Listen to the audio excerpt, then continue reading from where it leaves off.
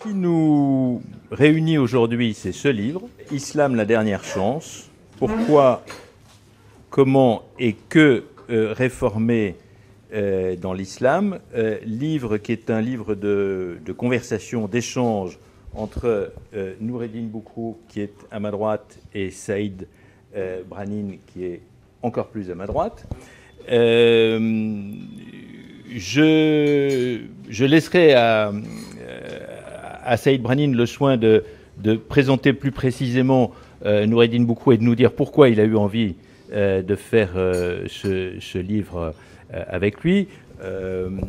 En deux mots, Noureddin Boukrou est algérien et a en Algérie une double carrière, si je puis dire, d'intellectuel qui réfléchit à tous ces sujets depuis longtemps et aussi de personnes impliquées dans la vie politique algérienne, puisque vous avez même été candidat à une présidence de la République, au moins, me semble-t-il.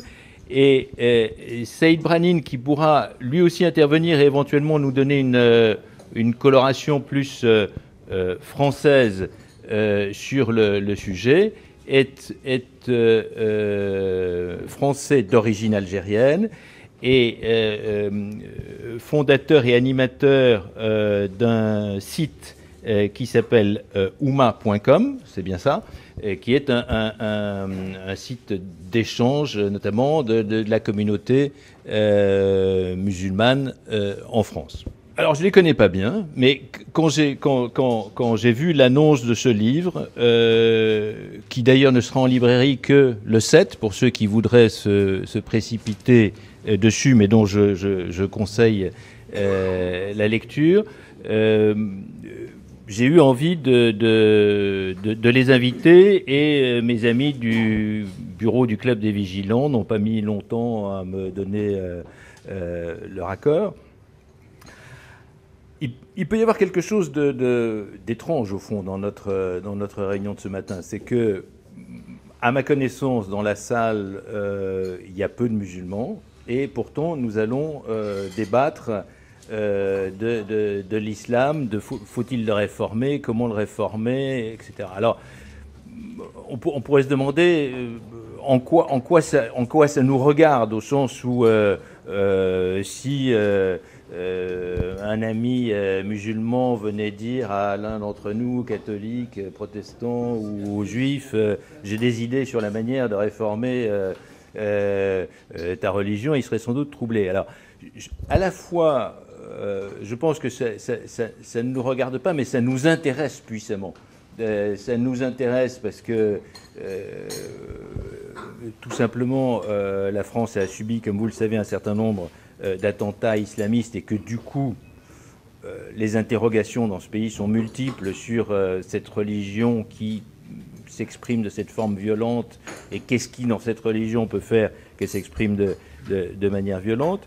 Nous avons tous aussi en tête que la communauté des Français musulmans est une communauté importante et qui a plutôt, d'après toutes les projections, vocation à se développer, à prendre une part plus importante en France. Et donc la question de la cohabitation entre ces Français musulmans et les autres Français est fondamentale. Plusieurs événements et tribunes récentes l'ont mis en relief, notamment à travers le problème des rapports entre cette communauté musulmane et la communauté juive. Y a-t-il, avec cette fameuse interpellation, y a-t-il dans les textes sacrés musulmans quelque chose qui nourrit cet antisémitisme, et faut-il le changer? Et puis, il y a aussi une troisième raison, ça nous intéresse aussi parce que les pays arabes nous intéressent, et notamment les pays les plus voisins, les pays d'où vous venez, l'Algérie. Nous avons tout intérêt à ce que ces pays se développent harmonieusement, et pas seulement parce que nous avons une histoire commune, aussi parce que tout simplement, vous êtes l'Algérie, vous êtes nos voisins. Voilà. Donc, ce que je vous propose, c'est d'abord que Saïd Branin nous redise en quelques mots pourquoi il a eu envie de faire ce livre avec nous, et qu'il n'hésite pas par la suite à répondre à certaines questions, notamment celles qui peuvent, ou à donner son point de vue sur ce qui concerne plus la France. Je vais quand même vous poser une question liminaire à tous les deux, parce que ça me paraît important, étant donné le sujet dont nous allons parler. Êtes-vous croyant? Oui, tout à fait, je suis croyant. Aussi bien. Voilà. Tous les deux pratiquants. Et ça dépend ce que vous appelez pratiquant. Les 5 piliers de l'islam. Mais la pratique en islam ne se limite pas uniquement aux 5 piliers. Alors avant de présenter Nordine Boklour, avec lequel j'ai coécrit cet ouvrage, je vais vous faire avant tout une présentation rapide du site que je dirige. Donc c'est un site qui s'appelle oumma.com, qui a été créé en 1999, donc il y a pratiquement plus de 19 ans d'existence.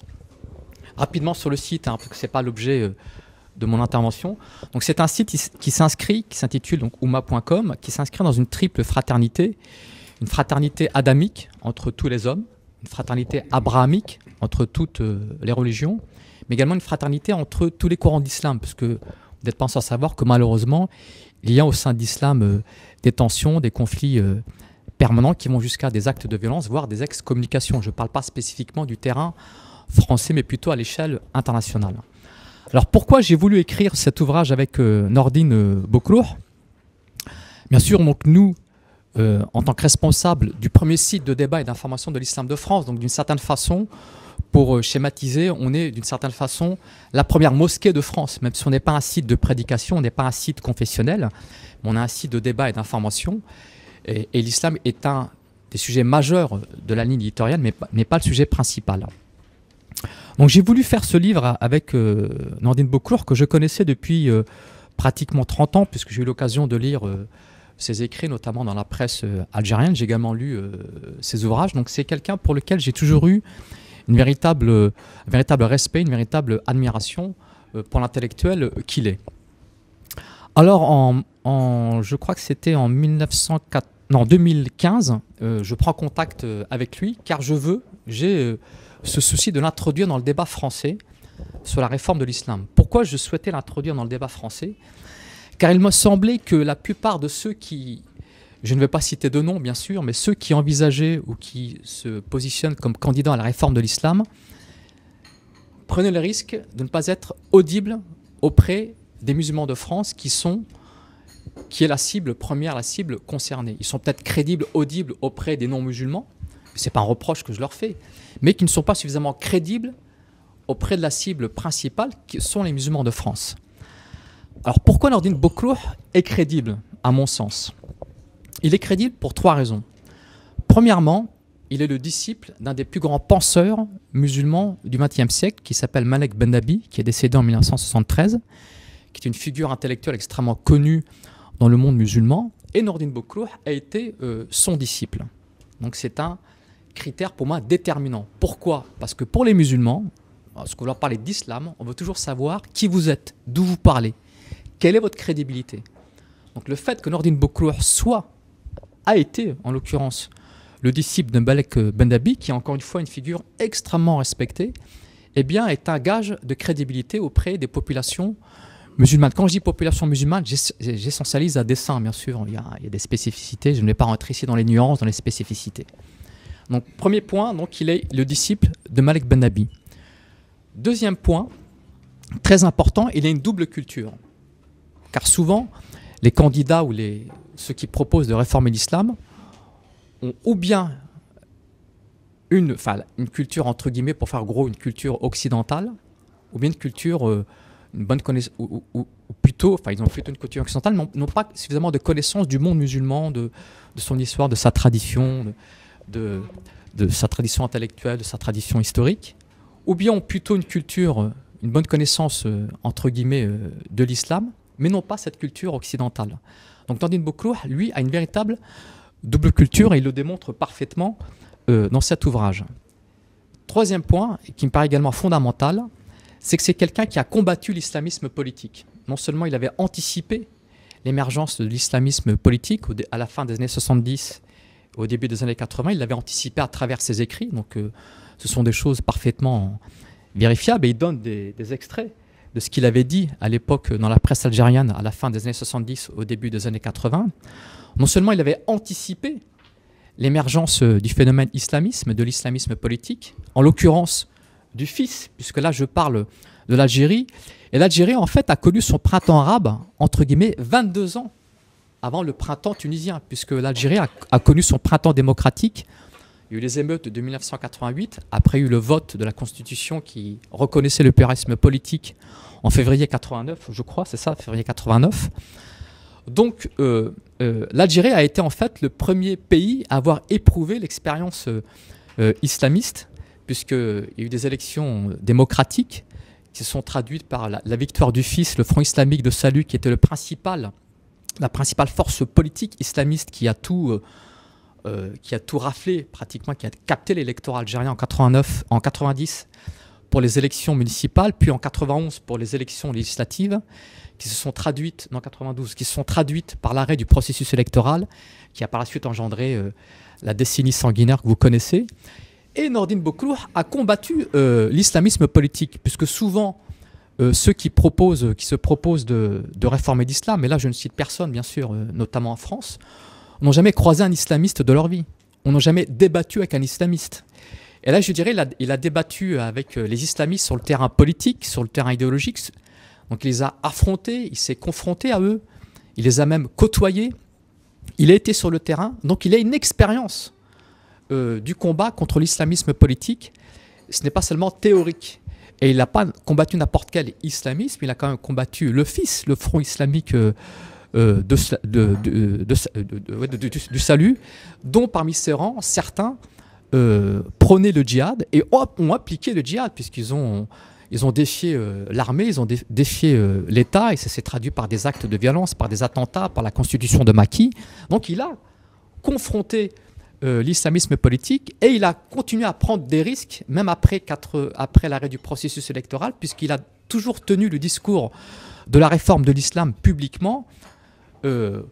Au pire de la situation politique en Algérie, à l'époque, il y avait des attentats, il y avait des meurtres, on tuait des intellectuels, on tuait des journalistes, et lui, il n'a pas fait le choix de quitter l'Algérie, il a fait le choix de rester en Algérie, de continuer à combattre politiquement l'islamisme politique, avec tous les risques que cela engendre. Voilà pourquoi j'ai voulu lui donner la parole et faire ce livre avec lui.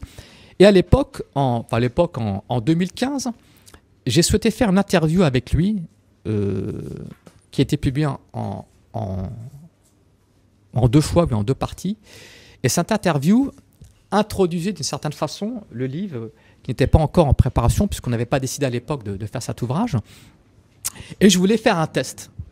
Ce test, c'était celui-ci, c'était quelle sera la réaction de notre public, qui est extrêmement nombreux, qui est composé sociologiquement un petit peu de ce qu'est l'islam de France, dans sa diversité, dans sa pluralité. Là aussi, l'islam de France est quelque chose de très complexe, hein, c'est pas aussi simple que ça en a l'air, mais il y avait, dans ce public, il y avait des gens qui étaient adeptes du salafisme, il y avait des gens qui étaient adeptes de la mouvance des frères musulmans. Donc j'ai fait une interview écrite avec lui, et il a parlé de façon extrêmement franche, puisque dans cette interview écrite, il dit complètement qu'il faut complètement réformer l'islam. Il dit également qu'il faut complètement se débarrasser de l'ilm al-qadim, c'est-à-dire le savoir ancien dont s'abreuvent les islamistes. Il dit également que ce ne sont pas les ulama, c'est-à-dire les docteurs de la loi religieuse, espèce de clergé musulman qui ne dit pas son nom, qui ne sont pas habilités à réformer l'islam, qui sont complètement obsolètes, qui sont complètement dangereux. Il dit également que ce qu'on appelle le fiqh, le droit musulman, entre le fiqh, les droits musulmans et certaines pratiques de Daesh, il n'y a pas, le fiqh et le droit musulman tel qu'il a enseigné, notamment à Al-Azhar, je crois. Je crois que tu avais cité Al-Azhar, l'université Al-Azhar, qui est une université islamique connue dans le monde musulman, qui est même incontournable. Il a dit carrément qu'il ne voyait pas tellement de différence entre le fiqh tel qu'il est enseigné à Al-Azhar et, entre guillemets, le fiqh de Daesh. Donc il avait vraiment bousculé les esprits, bousculé la mentalité. Il avait, comme on dit vulgairement, mis les pieds dans le plat. Alors moi, j'ai lu cette interview avant de publier, et je me suis dit, je vais prendre le risque, j'assume complètement, puisque j'étais en accord avec ce qu'il disait, je vais prendre le risque de le publier sur oumma.com. Bien sûr, j'ai fait une présentation, savoir qui était Nordine Bokrour, je l'ai présenté, etc., etc. Et à ma grande surprise, eh bien, cette interview a eu un fort succès, il était énormément partagé, il a eu plus de 5000 partages sur les réseaux sociaux, 5000 partages à partir d'Oumma, et j'étais agréablement surpris par l'accueil qu'a eu cet article, y compris de la part de notre public salafiste, puisque on avait un forum de discussion, les gens pouvaient discuter également sur Facebook, et j'ai été surpris par le fait que les gens, bien sûr, émettaient des désaccords, mais n'ont pas dit mais qui il est, qui est ce Nordine Bokrour, d'où il sort, quelle est sa légitimité. Pourquoi? Parce que j'ai bien fait en sorte de le présenter, de dire voilà qu'il était le disciple de Malek Bendabi. Donc Malek Bendabi est même respecté par la mouvance des frères musulmans et des salafistes, donc ça le crédibilisait. Et deuxièmement, j'ai dit également qu'il avait une double culture, donc c'est pas quelqu'un qui parle qui propose la réforme sur les plateaux télé ou au quartier latin, donc il a une vraie culture une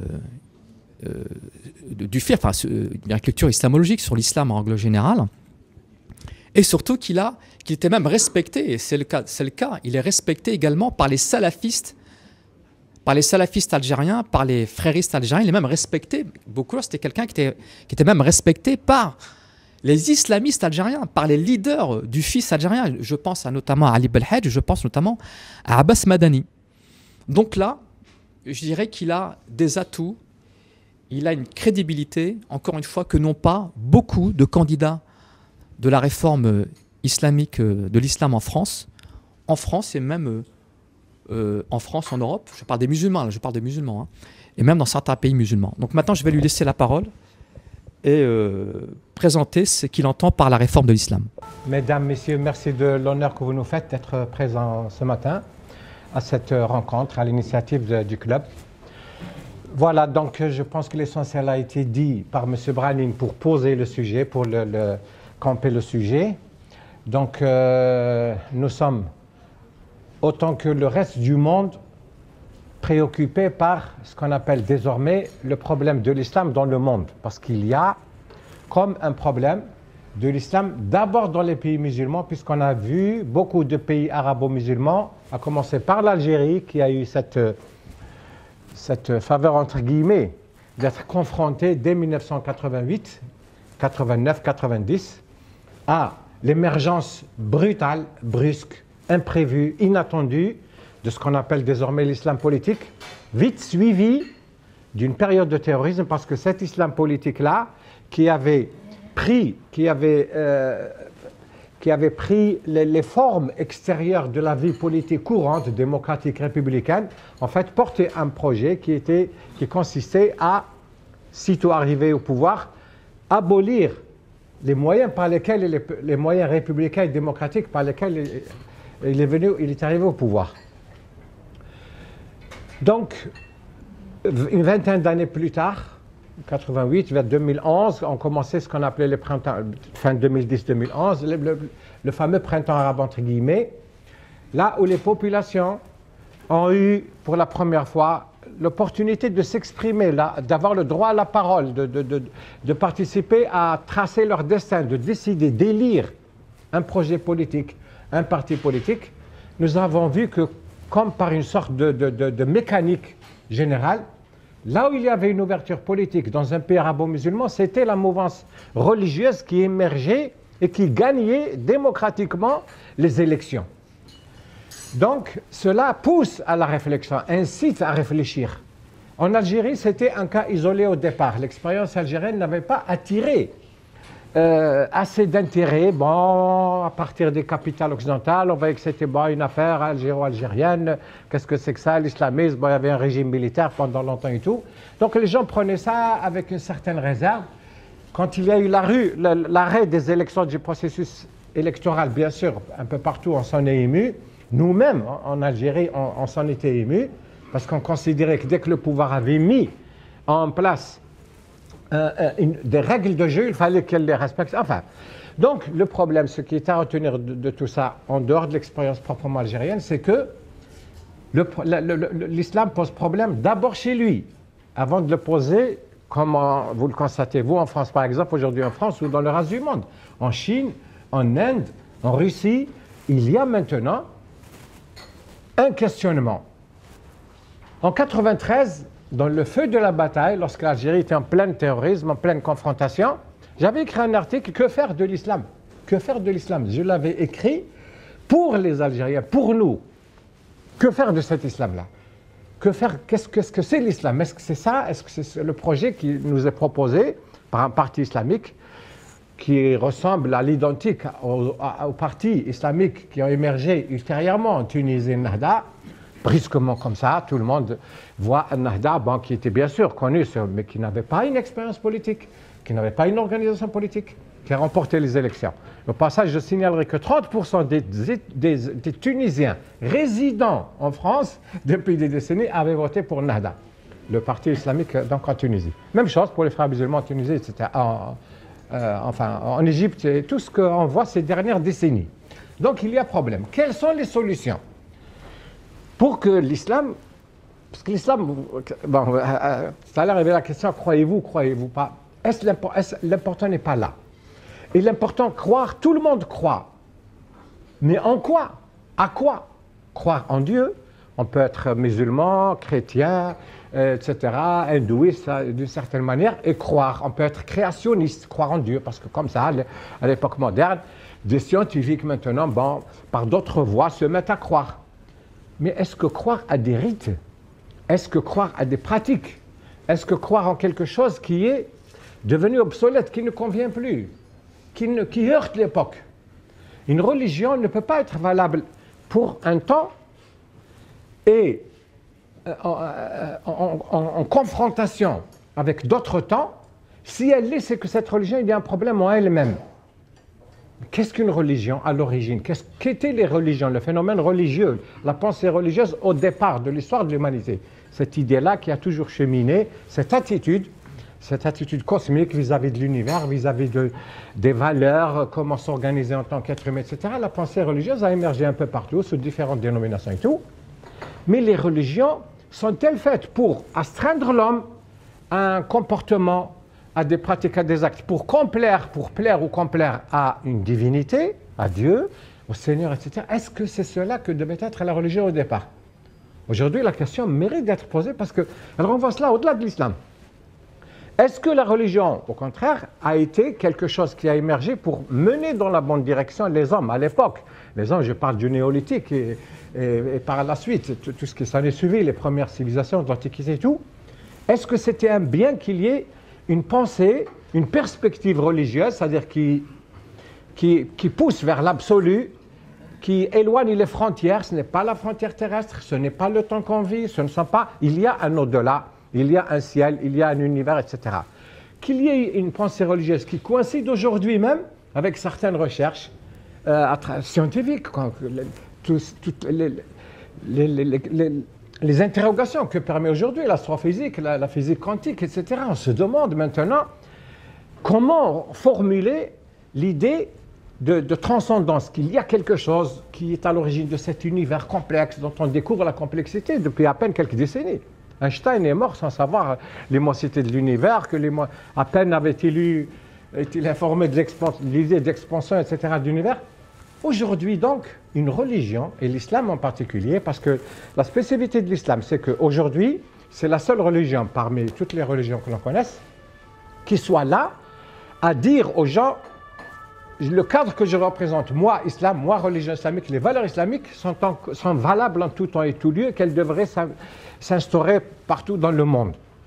Les autres religions, si elles n'ont pas disparu d'elles-mêmes, certaines idées religieuses, l'animisme, le fétichisme, le je sais pas quoi, etc., ne sont restées que les religions qui relèvent du tronc commun, le monothéisme, etc. Encore que, on les a dégagées de la vie publique, de la gestion des affaires publiques. Aujourd'hui, et c'est ça un peu, disons, la magie de la laïcité, ce qu'elle a réussi. Parce que la laïcité, avant d'être un acte politique, a été un acte intellectuel depuis plusieurs siècles, depuis le XIIIe siècle, depuis l'époque de la Renaissance. Sont apparus des penseurs, Marcel de Padoue, etc., Pic de la Mirandelle, et tout le courant des Lumières et tout, qui ont préparé, c'est-à-dire qui ont offert à l'esprit humain À quoi s'accrocher? À un référent autre, des valeurs sociales, des valeurs collectives, communes, etc. Et il y a une façon de contourner la religion. Bon, on ne détruit pas la religion, bon, la laisser à conseiller à dire, on laisse la religion à part. Chacun croit en ce qu'il veut, chacun fait ce qu'il veut par rapport à son référent, à l'idée qu'il porte, à la croyance, etc. Mais les affaires publiques, vu l'évolution des affaires humaines, doivent être gérées selon des modalités définies par les hommes à travers des institutions, la République, le législateur, les parlements, etc., etc. Bon, cette chose-là n'a pas été faite par l'islam pour un ensemble de raisons.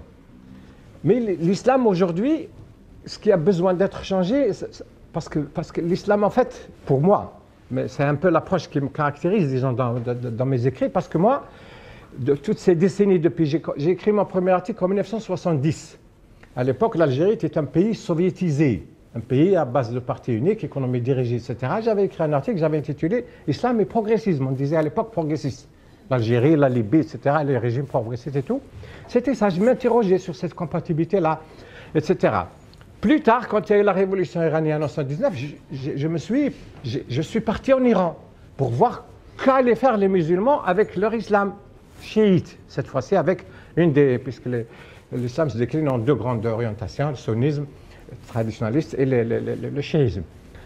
Et de retour d'Iran, en mai 79, j'avais écrit un article qui s'intitulait « L'islam à l'épreuve des musulmans ». Qu'allaient faire les musulmans avec leur islam, puisque le chiisme se propose à travers la théorie de Khomeini, Wilayat al-Faqih, le gouvernement de l'imam. Parce que eux, bon, il y a une mécanique un peu... Le chiisme se distingue du sunnisme sur le plan politique par le fait qu'il possède une théorie du pouvoir, de l'exercice du pouvoir, de la dévolution du pouvoir.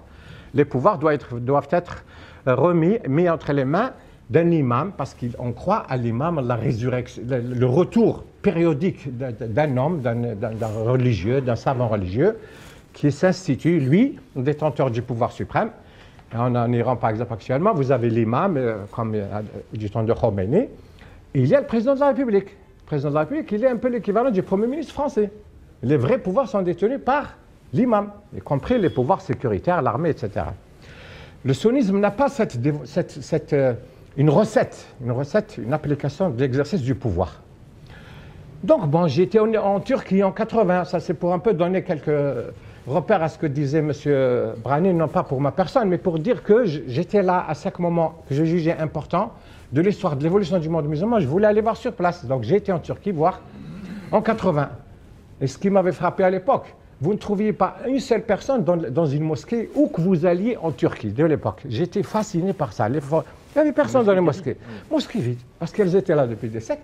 Mais elles fermaient comme ça. Il y avait le muezzin qui passait, il lançait l'appel, puis il repartait, il fermait. C'était quelque chose d'ahérissant pour nous. Comme ça, on se demandait... Bon, il y avait bien sûr l'impact de l'œuvre d'Atatürk, Mustafa Kemal et tout. Et puis, donc 79, j'ai écrit cet article-là de... Entre-temps, entre 79 et 88, où allaient éclater les événements algériens, j'avais aussi périodiquement écrit Islam et laïcité, etc. Je voyais que les choses allaient... Quand donc la déflagration est intervenue en Algérie, pour la première, il y a eu une explosion pour des raisons sociales, comme ça, économiques, du pouvoir d'achat, etc. Les gens sont sortis dans la rue, comme un peu en Tunisie, ultérieurement, plus tard. Et c'est là que les pouvoirs, à ce moment-là, ils sont déboussolés, ils ne savent pas. Et ce sont des gens qui sortent du sein de la société, des mosquées, des masses, comme on les appelle. Voilà, comme ça, un courant se constitue très vite et toujours selon les mêmes modalités. Ce qui m'a amené à découvrir que l'islamisme politique n'avait pas besoin d'organisation, n'avait pas besoin de leader, n'a pas besoin de programme. Dès lors qu'on laisse les gens à eux-mêmes, un moment comme ça, ils retournent au référent algérien parce qu'ils n'ont eu que ça pendant des siècles. Et surtout les siècles de décadence. Parce que pour moi, l'islam, tel qu'il est défini dans ces textes, et l'islam historique, il y a pour moi un très grand fossé, et c'est ce à quoi je me suis employé, c'est-à-dire démontrer que ce que nous appelons l'islam, l'islam vécu, l'islam historique, l'islam qui a commencé après la mort du prophète, n'a presque rien à voir dans son organisation, dans certaines des positions qu'il a prises, avec le contenu proprement dit du Coran. Et ça, bien sûr, il est facile de l'affirmer comme ça, mais faut-il le démontrer? Parce qu'il ne s'agit pas d'énoncer quelque chose, il faut voir le contenu qu'on y met. Ça, c'est bien sûr, ça ne suffit pas. Le moment qui nous est imparti ne peut pas... Je ne peux pas vous parler de tout ça dans le détail. En tout cas, c'est l'objet du livre et des écrits voilà, qui ont jalonné un peu mon parcours. Donc, je reviens à la question. Que faire de l'islam, qui était le titre d'un article paru en Algérie, en arabe et en français, que faire de l'islam, et qui avait... Aujourd'hui, la question se pose, mais pour moi, c'est-à-dire, l'écoute est meilleure maintenant qu'elle ne pouvait l'être avant. Parce qu'ils ne comprenaient pas, ils subissaient, ils vivaient, mais ils ne pouvaient pas théoriser. Ils ne pouvaient pas modéliser, ils ne voyaient pas les tenants et les aboutissants. Ils ne voyaient pas les causes et les effets. L'enchaînement n'apparaissait pas clairement. Maintenant que le monde entier a reçu de plein fouet cette question, que faire de l'islam, maintenant que tout le monde est tétanisé, tout le monde a peur, parce qu'il faut trouver une réponse à cette question. Que faire de l'islam? Il faut trouver la réponse, et maintenant. Moi, je suis les événements de l'histoire, de mon temps, mon époque, à différentes étapes de ma vie comme ça, et je vois un peu ce qui s'écrit, bien sûr, aussi, sur le plan de la pensée, qu'est-ce qui s'écrit, qu'est-ce qui se fait. C'est comme ça que, bon, j'avais quelques idées comme ça, ici, bon, de ma propre contact, de ce que je voyais, de ce que j'ai vécu, de ce que j'ai approché et tout cela s'accumulait dans ma tête comme ça, dans ma vie, et dessiner au fur et à mesure une certaine vision des solutions, une certaine idée des solutions possibles. Là, je me suis aventuré en 2014-2015, j'ai écrit une série d'articles sur la réforme de l'islam. J'avais commencé par un article que j'avais intitulé « Plaidoyer pour la réforme de l'islam ». Un deuxième article, peut-on réformer l'islam? Après, j'ai voulu donner un test comme ça, j'ai écrit un article, un troisième, qui s'intitulait « Remettre le Coran à l'endroit ». Ce qui suppose que le Coran est à l'envers. Parce qu'effectivement, il l'est. Le Coran tel qu'on l'a entre les mains et le Coran tel qu'il a été révélé, dans son organisation, dans sa structure, ce n'est pas la même. Moi, à l'époque, je me posais cette question, parce que je voyais pourquoi est-ce que... Peut-être ce point, oui. Expliquer un petit peu plus, c'est un point important dans votre propos. Je ne suis pas sûr que tout le monde en soit familier. L'idée de remettre le Coran à l'endroit. Merci. Développer un petit peu. J'en avais parlé à l'époque, un peu autour de moi, même avec ma femme et tout. C'est-à-dire ma famille, mes proches, je leur ai dit, est-ce que, bon, même des gens qui étaient savants, des savants religieux, vous leur dites que le Coran, il est dans un autre ordre que celui dans lequel il a été révélé. Ils vous regardent comme... Moi, j'étais stupéfait de ce qu'ils ne le sachent pas. Que de gens... J'ai écrit cet article, il a entraîné, il a suscité un émoi dans le pays. Les imams, les mosquées, le ministre des Affaires religieuses qui fait des déclarations publiques à la télévision qui dit non, le Coran tel qu'il est, c'est comme ça qu'il a été révélé. Ce qui m'a conduit bien sûr à faire lui faire une réponse et lui dire, monsieur, c'est grave qu'en tant que ministre des Affaires religieuses, vous ne sachiez pas ce qui est su et connu de tout le monde et admis, à savoir que le Coran, tel que nous l'avons, est classé dans un ordre de longueur, d'importance des chapitres, ce qu'on appelle les sourates. Il y a 114 chapitres, sourates dans l'islam. C'est les plus longues. Mais les plus longues, il se trouve qu'elles ont été révélées à la fin de la mission du prophète, à la fin de la révélation. Il y a des sourates qui ont été révélées à 4-5 mois avant le décès du prophète, c'est-à-dire en l'an 632, alors que la révélation a commencé en 610. Donc, que vous disiez cela, qu'on remette les gens d'abord ne le savent pas, ensuite ils vous disent, est-ce que ça implique, ça inclut que l'on réorganise le Coran, que l'on touche au Coran, parce qu'il y a une espèce de ligne rouge qui a été posée par l'ancien savoir religieux, ce qu'on appelait en terre chrétienne, en terre occidentale, le scolastique. Il y a des gens qui ont donné des exégèses, des lectures, des interprétations, leur interprétation de l'époque selon le déterminisme qui les régissait, qui ont fourni une explication de la révélation du sens des textes. Cela s'est vu avec la Bible, l'Ancien Testament, cela s'est vu avec les évangiles et tout le travail des hommes de l'Église, des savants religieux, Saint Thomas, etc., toutes ces sommes-là, toutes ces explications. À la différence, l'islam a fait cela, mais en posant des espèces de sauvegardes, en disant ça, personne n'a plus le droit d'y toucher. Et c'est ça un peu le mot, l'histoire du mot salafisme. Aujourd'hui, on dit salaf. Salafisme, ça vient du mot de la racine salaf. Salaf, ça veut dire les premiers. Ceux qui ont les premiers, d'abord reçus, parce que c'est-à-dire on a créé un périmètre du sacré qu'on a intégré à la religion elle-même. Il y a des choses qui sont dans le Coran, mais qui ne sont pas dans le savoir religieux. Elles sont du fait du savoir religieux. Il les a imposées. Il y a des choses, même des pratiques religieuses, que l'on croit être coraniques, elles ne le sont pas. Elles ne le sont pas. Il y a beaucoup de...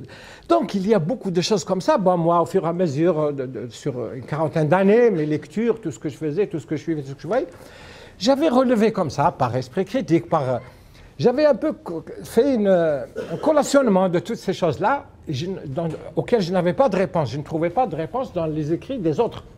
Pourquoi ne pas dire aux gens que si l'on met le Coran dans l'ordre où il a été révélé, toute la perspective de l'islam change. Et dans ce livre-là, et dans les articles dont je vous ai donné le titre, vous trouverez, j'ai pris je leur ai dit, je vous donne ce qu'on appelle des preuves dans la démarche scientifique. Il faut des preuves, il faut donner des exemples. J'ai pris, voilà, je leur ai dit, voilà, on prend une thématique. Le Coran brasse un ensemble de problématiques, de thématiques. J'ai pris une qui tombait sous le sens. Je leur ai dit, par exemple, bon, le Coran parle de la création physiologique de l'homme, comment l'homme a été créé. Quand on lit le Coran dans l'ordre actuel tel qu'il est, le Coran tel qu'il est, voilà ce qu'on obtient. Tel verset, tel verset, tel verset, de telle sera de... Voyez comment. Maintenant, revoyons la même probabilité. Comment l'homme a été créé physiologiquement dans l'ordre chronologique. Et là, il y a une logique implacable qui apparaît. C'est un exemple concret qu'on ne peut pas lier, qu'on ne peut pas... J'ai pris un autre. C'est la création physiologique. J'ai parlé de la création, disons, historique de l'homme, depuis Adam, etc. Voilà comment la thématique est déployée dans le Coran, dans l'ordre chronologique. Regardez quand c'est dans le désordre. Regardez le désordre logique qui découle du désordre chronologique. Lorsqu'on a changé l'ordre chronologique, on l'a abandonné, on a mis et là, on découvre pas mal de choses. Il y a des valeurs, par exemple, vous parlez tout à l'heure, les 5 piliers de l'islam. La plupart des piliers, ils viennent à la dernière année. Ils ont été révélés au dernier moment. Par exemple, la définition de la façon de prier, les ablutions, le verset qui en parle, qui les institue, qui les codifie, il est venu à quelques mois avant le décès du prophète, en 632, vers février. Et là, ça nous renvoie à l'histoire de... Récemment, bon, vous y faisiez allusion tout à l'heure, ces fameux versets qui incitent à tuer, je ne sais pas, les juifs, les chrétiens, etc. Selon que l'on sache que ces versets, est-ce que ça faisait partie de la base de données initiales de l'islam? Est-ce que c'est quelque chose de conjoncturel qui est venu à un moment donné, un problème dans la péninsule arabique, où vivaient des juifs depuis des siècles? À Médine était la moitié des habitants de Médine, les lieux saints de l'islam, étaient habités par des juifs qui étaient là depuis, et les choses allaient ils vivaient normalement, puisque depuis des siècles, il n'y avait pas d'antisémitisme, il n'y avait pas de problème. Il y a eu bien sûr des luttes à l'apparition de l'islam par les oligarchies arabes, voilà, à l'époque, bon, avant l'islam, l'arabe pré-islamique, et les juifs, etc., qui ne s'accommodaient pas de cette nouvelle idée religieuse. C'était normal. C'est des versets qui s'appliquent. J'ai fait un travail, par exemple, de comparaison comme ça, entre les versets de la même nature qu'on trouve dans la Bible, l'Ancien Testament, la Bible judaïque, et l'islam, mais le multiplié par centaines de fois. Plus de versets violents dans la Bible que dans le Coran. Mais ce n'est pas pour atténuer et dire que quelque chose, bon, c'est moins violent que ça. Le problème, c'est de dire que maintenant, il s'agit de changer le prisme musulman. Comment l'être humain non musulman doit regarder l'islam. Au moins le juger sur ce qu'il est, sur sa vérité.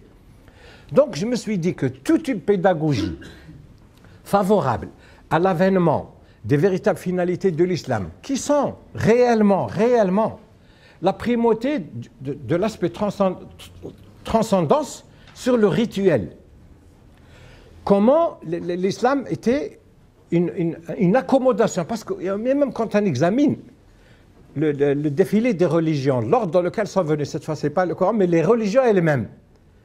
Après, on se demande comme ça, à un moment ou à un autre de sa vie, pourquoi est-ce que c'est au Moyen-Orient que sont apparues toutes les religions? Pourquoi dans même les anciennes, avant le phénomène, avant le monothéisme, les écritures assyriennes, dans la Syrie, et dont on dit aujourd'hui que la Bible s'est inspirée des fameuses tablettes qui ont été à peine déchiffrées il y a quelques décennies, n'est-ce pas? Donc c'est là qu'est apparue l'idée de transcendance de Dieu, de création du monde, reprise après par la Bible, Après, bon, le christianisme, qu'est le christianisme sinon une réforme du judaïsme? Jésus était un juif, les apôtres étaient tous des juifs, il est apparu au sein du judaïsme, le phénomène, le christianisme est une ouverture du judaïsme, une universalisation et surtout un allègement des lois religieuses, entre guillemets. Jésus était venu pour dire aux marchands du temple, aux gardiens du temple, pour dire, voilà ce qu'il a... Et moi, je cite quelques exemples comme ça, comme il disait, regardez par exemple l'importance du Shabbat chez les Juifs aujourd'hui. Lui, Jésus disait non, le Shabbat c'est pour l'homme, c'est pas l'inverse. On ne tue pas, parce que Moïse avait fait tuer quelqu'un qui n'avait pas respecté le Shabbat un jour, etc. etc. C'était une donnée biblique, lui il dit non, etc. etc. Donc le christianisme est une réforme du judaïsme. L'islam, le Coran, lui, se prévaut d'être le continuateur, d'être une nouvelle lecture. Le mot Coran, c'est l'effet lecture. C'est une lecture d'un message initial, d'un message primordial, un message religieux, une idée. Ce n'est pas une écriture, c'est pas tellement... On écrit pour consigner, pour matérialiser, pour mémoriser. Mais la fête n'est pas dans la mémorisation. Et l'islam aujourd'hui, et puis j'ai donné des éléments que je prends du Coran et du prophète qui avait dit certaines choses essentielles, mais qui a été mises un peu sous le boisseau par le savoir religieux.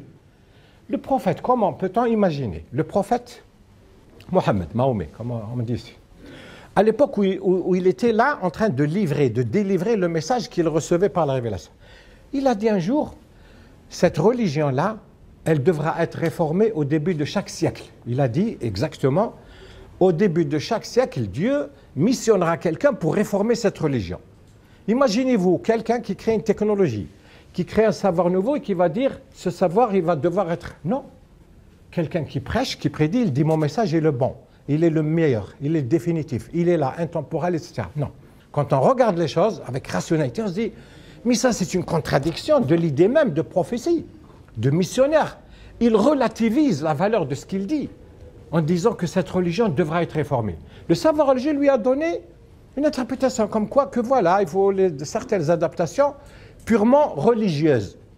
Alors que quand on relit cette déclaration avec d'autres données, y compris coraniques, par exemple les vertus de lire le Coran dans l'ordre chronologique, on voit que l'essentiel du Coran était de dire aux gens qu'il fallait croire. Pourquoi je suis revenu? Parce que croire. Qu'est-ce que croire même dans le Coran, à la lumière du Coran?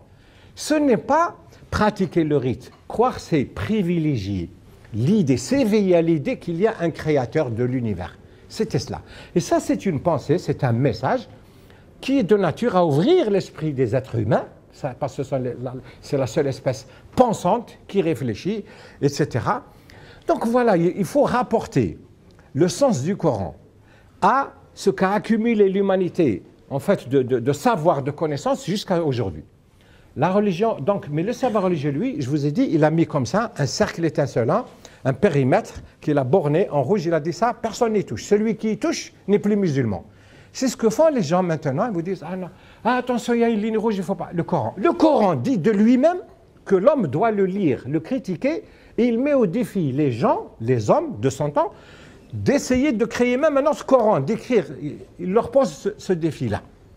Le Coran dit, il enjoint à l'homme de réfléchir, de méditer, pas de pratiquer, pas d'appliquer selon un savoir donné à une époque donnée. Donc ça, c'est un ensemble d'idées nouvelles que j'essaye comme ça de diffuser, d'émettre. C'est pas facile du tout. Voilà, donc, bon, pour terminer sur cet article-là, il a entraîné beaucoup de réactions en Algérie. Le ministre a proposé qu'il y ait un colloque national. Moi, j'ai dit que ce n'est pas une affaire nationale, c'est une affaire internationale. Pour moi, la réforme de l'islam ne peut pas dépendre d'un homme, de l'apport d'un homme, ni d'un État, ni d'un clergé. Dans le livre-là, le dernier chapitre s'intitule « La réforme, une affaire mondiale ». Voilà, donc, juste, c'était pour introduire le sujet. Bertrand Collomb. Tout ce que vous nous dites est tout à fait passionnant. Moi, ma question, c'était dans la sociologie de l'islam mondial, où sont les points d'appui pour une réflexion du type de celle que vous proposez? Quels sont, dans le fond, les gens que vous retrouvez dans la mosaïque musulmane mondiale qui pourraient appuyer cela? Et en particulier, on a l'impression on entend beaucoup de réformes de l'islam de gens qui sont en Occident. On entend moins, mais peut-être simplement parce qu'ils écrivent en arabe et que nous, on les connaît pas, de gens à l'intérieur du monde musulman lui-même. Êtes-vous seul ou avez-vous des alliés? Pour les repères, ils ne sont pas nombreux. D'ailleurs, parmi les objections qu'on a faites après mes écrits comme ça, parce qu'il y a eu vraiment une émotion dans le pays et tout. Quelqu'un, plusieurs encore, des gens, comment pendant 14 siècles personne n'a trouvé ça, il n'y a que vous qui le... Pourquoi c'est vous qui le trouvez aujourd'hui? Voilà, parfois, moi j'étais complexé par certaines choses pendant longtemps, ces questions que j'ai portées comme ça. Je cherchais, bien entendu, les repères dans l'héritage, dans la réflexion islamique. Je la trouve, plus on remonte, plus on s'approche, on remonte le temps, la machine a remonté le temps, l'époque du prophète, on trouvait la rationalité nécessaire. Je vous donne une donnée comme ça qui me bouleversait. Le Coran, quand il a été révélé, le prophète est mort en juin 632. Pendant 15 ans, entre 15 et 20 ans, le monde musulman, le pays musulman, l'Arabie saoudite à l'époque, le Médine, la Mecque, etc., il n'y avait pas un Coran unifié. Il y avait des versions, il y avait plusieurs rassemblements, parce qu'à l'époque, il ne faut pas oublier, parce que les gens imaginent que le Coran était un livre, comme on voit un livre comme ça aujourd'hui. À l'époque, non, il n'y avait pas le papier, il n'y avait pas de livre, c'était écrit sur des omoplates, sur des moyens comme ça de fortune et tout. Déjà, personnellement, ça m'interpellait. Comment les gens ont vécu sans le même Coran. Il y avait la version de Ali, il y avait la version de Ibn Mas'ud, il y avait plusieurs scripts du prophète, ceux qui écrivaient les révélations du prophète. Il y avait à peu près au moins 8. Quand le prophète est mort, Abou Bakr est venu pour le premier calife qui a été désigné. À l'époque, l'islam n'était pas bien encore implanté, il y avait des gens qui se rebellaient. Une fois le prophète mort, ils disaient, nous on est déliés de notre serment, maintenant chacun se débrouille, chaque cité s'organise selon ça. Donc il y a eu une petite guerre civile, disons. Des guerres comme ça, intertribales, des gens qui voulaient sortir de l'islam carrément, qui voulaient appliquer l'islam à leur façon, etc. Un jour, donc, dans cette ambiance-là de guerre civile, quelqu'un qui s'appelle Omar, qui va être le successeur d'Abou Bakr, il va voir le calife en titre et lui dit « Les compagnons du prophète qui connaissaient par cœur le Coran sont en train de mourir dans cette guerre civile. Bientôt, le Coran disparaîtra des mémoires. » On ne parlait pas d'écrit encore. Pas du tout. Abou Bakr, le calife, a été choqué par cette proposition. Il a dit, comment le prophète n'a pas rassemblé le Coran et tu me demandes à moi de rassembler le Coran? Alors que ces deux hommes-là, Omar et Abou Bakr, étaient les plus proches amis du prophète, surtout pour Abou Bakr, avant même qu'il ne devienne prophète. Il y a eu un débat entre Abou Bakr et refusé, qui était le calife en titre, c'est-à-dire l'empereur, le président, le roi, appelez-le comme vous voulez. Après, du temps s'est écoulé comme ça. Après, Omar a trouvé un argument. Il a dit à Abou Bakr, quel mal y a-t-il à le faire? Il lui a dit cette phrase-là qui est restée célèbre. Quel mal y a-t-il à rassembler le Coran? Ça, c'est pour montrer que l'idée de rassembler le Coran sous forme de livres, d'un support unifié, était étrangère aux musulmans, aux hommes les plus proches du prophète. Pourquoi le prophète lui-même n'a-t-il pas ordonné que les versets, que la révélation soit réunie en livre? Après, Abou Bakr a fini par être séduit par l'argument, il l'a fait. Et c'est comme ça que s'est constitué le premier Mashaf, le premier livre, le Coran, portait le nom de Mashaf, de Hafsa, de la fille du calife. Après, Abou Bakr est mort au bout de 2 ans, après Omar est devenu le prophète, devenu le calife. Pendant 10 ans, il n'a pas fait ce travail. Le livre était réuni comme ça. Le troisième calife qui s'appelle Othman, donc, c'est lui qui a réuni pour la première fois le Coran. Donc déjà ça, c'était innovatoire, c'était une idée. Et ce troisième calife, d'ailleurs, il est mort assassiné. Parmi les raisons de son assassinat, de la sédition qui a abouti à son assassinat, c'était d'avoir réuni, en quelque sorte, privilégié une version du Coran. Donc il y a toute une histoire du Coran qui demande à être connue, à être lue aujourd'hui, à la lumière d'une vision plus large et non pas d'une vision étriquée. Pierre-Yves Cossé, je reviens sur ce que vous venez de dire. Il y a tout de même une vision très différente que l'on entend dans l'islam, c'est sur le statut du Coran lui-même. Le Coran, c'est pas comme la Bible, c'est Dieu, transmis juste par un prophète. Par conséquent, on ne peut pas y toucher. Et donc, si on ne peut pas y toucher, évidemment, le problème de la réforme est très difficile, même si elle est le problème du verset abrogé ou non, je reconnais. Alors tout de même, on entend beaucoup cette conception. Donc on est là Et alors, vous avez cité une phrase du prophète que je ne connaissais pas du tout, et vous demandez dans quelle sourate. Vous avez dit que l'islam, la religion, pouvait être réformée à chaque siècle, qui évidemment est complètement l'opposition de la vision des gens qui disent le Coran c'est Dieu, donc évidemment ça traverse le temps, c'est intemporel, voilà. Donc c'est le problème du temps et de l'islam qui me paraît au cœur du débat. Alors d'où vient votre sourate sur la réforme par siècle? C'est un hadith, comme l'a dit Saïd, c'est-à-dire l'islam. Le texte, c'est le Coran. C'est le Coran, composé de 114 chapitres, 6300 versets à peu près. C'est une chose.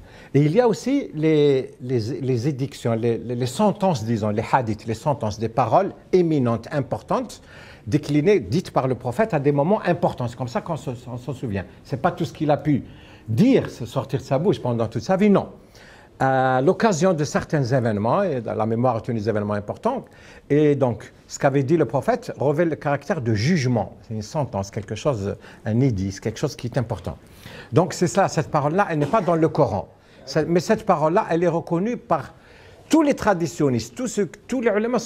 Personne ne nie l'existence de cette parole. Moi, c'est pour ça que moi, elle m'avait intrigué, parce que moi, je l'avais perçue comme ça, à travers un prisme comme ça rationnel. Je me dis, comment a-t-il pu dire une chose comme ça? Je voyais ça même sur le côté marketing contemporain, comme ça, quand on met sur le marché quelque chose de nouveau, on ne dit pas que dans 20 ans, il va périmer. On ne dit pas. Surtout en matière religieuse.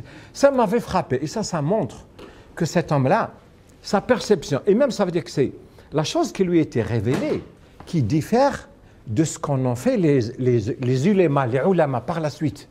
Parce qu'après, voilà, imaginez-vous que même les paroles du prophète, ces hadiths-là, le prophète avait interdit de son vivant que l'on transcrive, que l'on écrive ces jugements, ces sentences. Il leur a dit, ça risque d'être confondu avec les paroles du Coran, je n'en veux pas, vous n'avez pas le droit. Sous les premiers califes, Abu Bakr, Omar, Othman, personne ne l'a fait. Ali, ils interdisaient, il y avait des débuts de rassemblement des hadiths, ils les ont détruits. Il a fallu près de 2 siècles et demi plus tard pour que les recueils de hadiths apparaissent. Et ces fameux recueils aujourd'hui, ils ont plus de valeur que plus de valeur que le Coran lui-même. Les gens vous renvoient maintenant à 2 recueils connus de Sahih Muslim et Bukhari. Ce sont 2 personnages qui étaient originaires de l'Asie, même pas c'était de l'Azerbaïdjan actuel, etc. Des gens qui avaient recueilli les paroles du prophète et qui ont dit, voilà, ça c'est le Sahih, c'est-à-dire l'authentique. Ça, c'est les paroles authentiques du prophète. Donc, dans ces 2 recueils, on trouve cette parole. Cette parole est consignée, reconnue. Le problème n'est pas dans son existence, il est dans son interprétation. C'est la première fois que moi, j'essaye de proposer. Je n'impose pas et je ne dis pas que moi, je vais réformer, que c'est moi le réformateur. Non. Il y a une peur. Par exemple, Saïd vous a parlé tout à l'heure de Malik Ben Nabi, qui est un penseur algérien, que j'ai connu, j'avais 18 ans quand je l'ai connu, c'est lui qui son contact qui m'a éveillé à beaucoup de choses comme ça, sur lesquelles je m'interrogeais obscurément, etc. C'était chez lui que j'avais trouvé ces réponses-là. Cet homme, bon, j'ai vécu avec lui les dernières années de sa vie jusqu'à son décès, et j'ai écrit un livre sur lui, un gros livre, La pensée de Malik Ben Nabi. J'avais mis en exergue en haut, L'islam sans l'islamisme. C'est un livre qui est sorti en 2006. Voilà, c'est un livre qui circule, qui est connu, etc. Voilà, j'ai expliqué sa pensée en la situant dans la pensée universelle. Cet homme-là, lorsqu'il est mort en 73, plus tard, en 2004, sa famille, que je connaissais, sa veuve et ses enfants et tout, m'ont remis les manuscrits qui n'ont jamais été publiés, les manuscrits de cet homme-là, tout ce qu'il n'avait pas pu publier de son vivant. Je voyais à quel point il avait avancé sur la question, la problématique de la réforme. Mais il ne pouvait pas les émettre, ces idées-là, à l'époque. Il ne pouvait pas. Donc il y a des gens. Maintenant, il y a aussi un éminent intellectuel syrien qui s'appelle Mohamed Shahrour, qui est vivant, contemporain, qui écrit beaucoup sur la sémantique, la sémantique, les sémantiques possibles du Coran. Quel sens peut-on, même l'islamologie occidentale s'intéresse à cette question-là, à travers l'araméen, les langues, dire qu'à l'époque, voilà ce mot-là, en fait, voilà sa signification, etc. Donc, il y a des apports, il y a une réflexion nouvelle.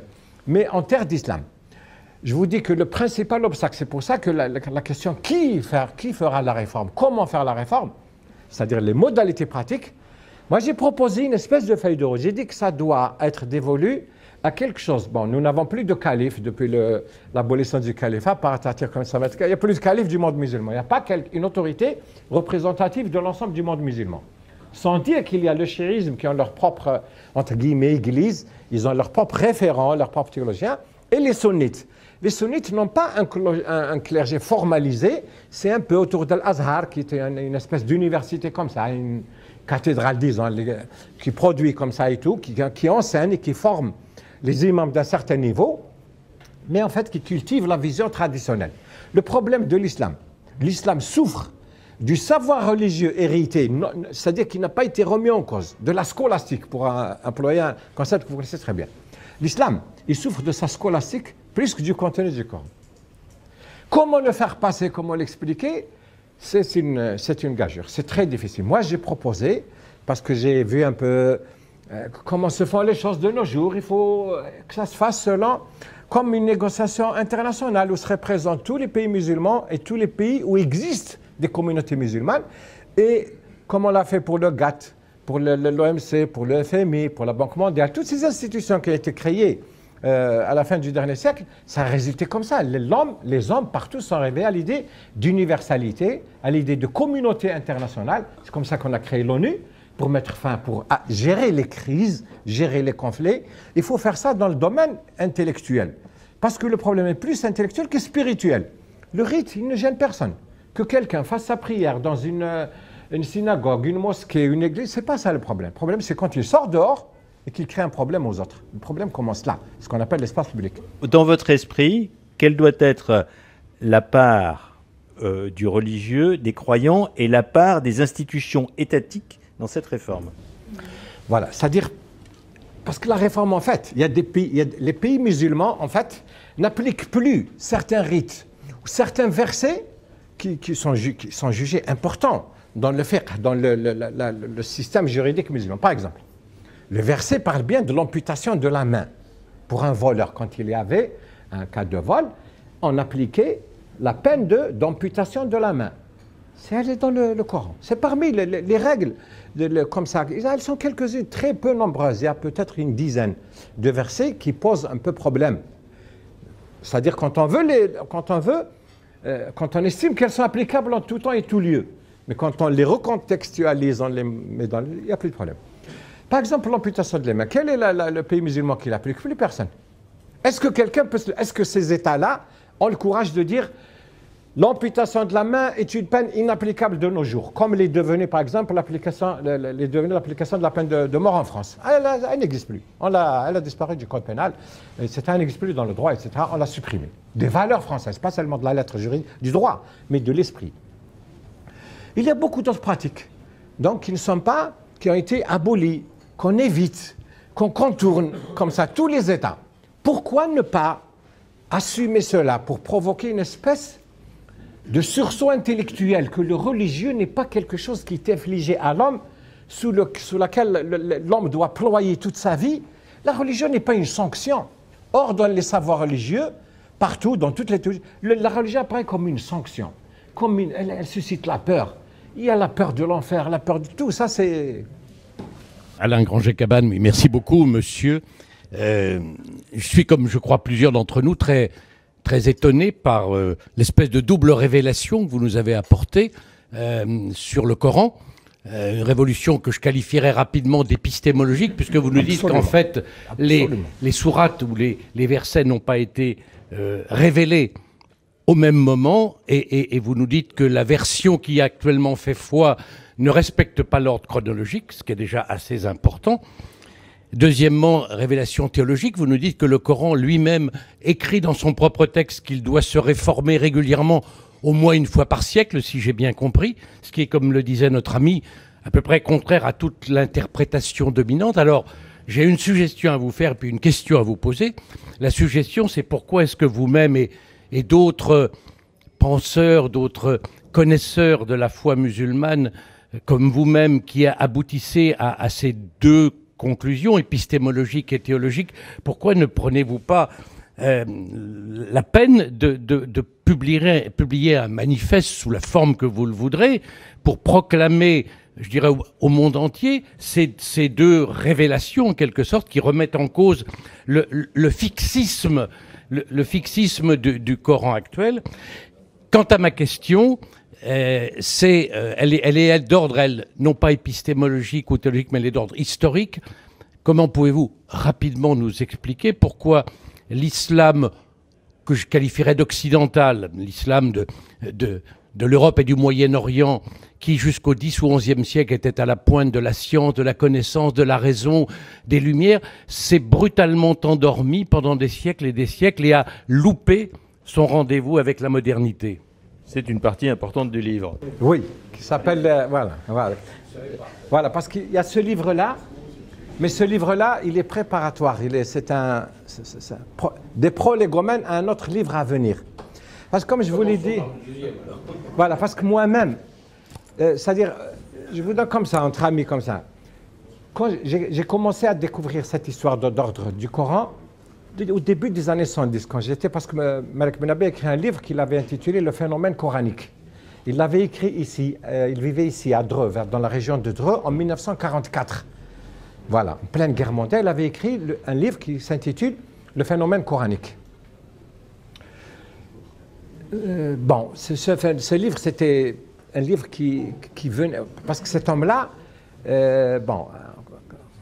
les années 40, 50, l'Algérie et la France, c'était une seule entité. Donc, il avait fait ses études ici. C'est un ingénieur en électricité, donc dans les années 30 et tout. Un homme très rationnel, un esprit positif.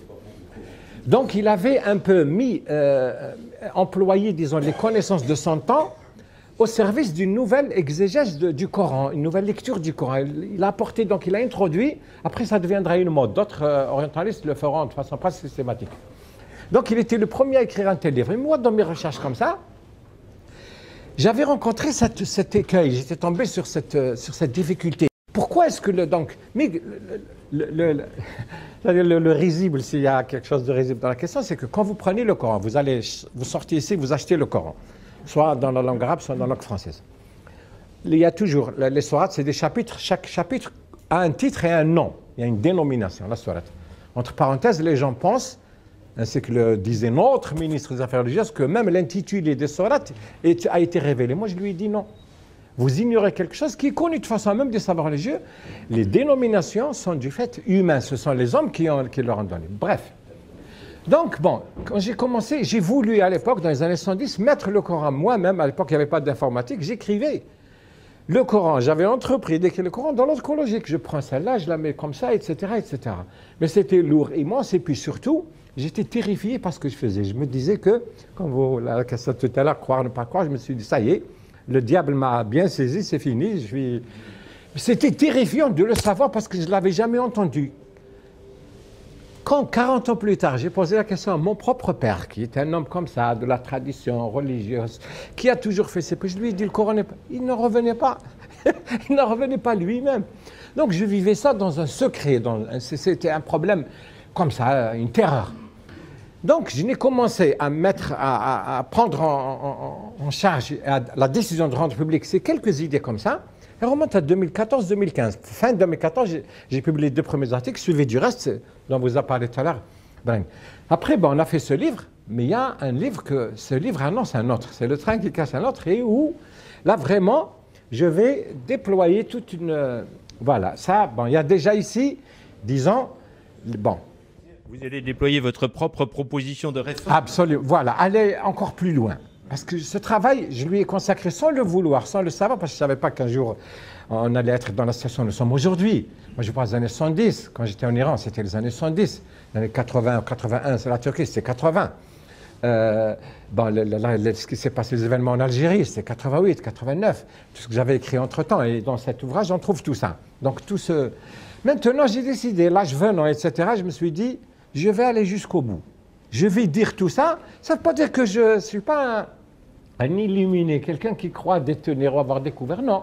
J'ai un point de vue, je vais essayer de le présenter dans un langage plus ou moins intelligible, c'est tout. Et la question sur l'âge d'or de l'islam et le rapport de l'islam à la modernité, comment c'est arrêté Oui. Mais parmi les choses fabuleuses, lorsque le savoir religieux musulman, le sunnisme est apparu à partir du Xe siècle. Le prophète est mort en 632. Donc c'est en début 1100, vers 1100 que le sunnisme s'est constitué. Donc près de 4 siècles après la mort du prophète. Que faisait le monde musulman pendant ces 4 siècles? Eh bien, il vivait naturellement l'islam, mais sans être camisolé par le savoir religieux. Il ne portait pas la camisole de force. Il y avait la période du rationalisme. C'était l'époque où les musulmans offraient la première horloge à Charlemagne. Ils n'avaient jamais vu un mécanisme d'horlogerie. C'était l'époque où existait la fameuse maison de la sagesse en Irak, à Bagdad, où on travaillait la traduction de la pensée grecque des chrétiens, des juifs et des musulmans, animer cette institution, cette première institution en l'an 800. La période, ce qu'on appelle le courant mu'tazilite, un courant rationaliste qui était apparu au premier jour de l'islam. Parce que comment a commencé la production intellectuelle sur l'islam, même le savoir religieux, comment il est. Le prophète étant mort de manière inopinée, les gens se sont demandé comment faire pour vivre en musulman. Là, des tendances sont apparues. Quelques-uns ont dit, écoutez, on vit comme avec le prophète, on ne bouge rien, on ne touche à rien. Donc il faut même s'habiller comme lui, d'où la barbe, l'histoire de la barbe et tout. Pourquoi?